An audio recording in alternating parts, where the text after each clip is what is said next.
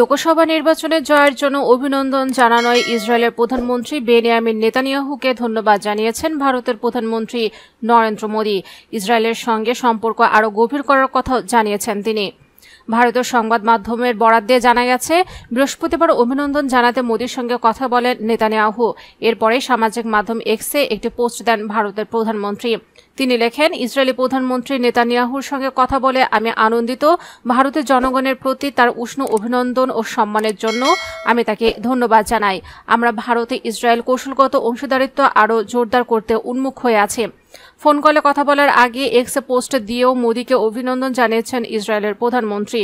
মোদী এবং তার দল বিজেপির জয় ভারত ইসরায়েলের সম্পর্ককে অনন্য উচ্চতায় নিয়ে যাবে বলে নিজের প্রত্যাশার কথা জানান নেতানিয়াহু। বুধবার এক্সে দেওয়া ওই পোস্টে নেতানিয়াহু বলেন, প্রধানমন্ত্রী নরেন্দ্র মোদীর টানা তৃতীয়বারের মতো নির্বাচনে জয় পাওয়ায় আমি তাকে উষ্ণ অভিনন্দন জানাচ্ছি।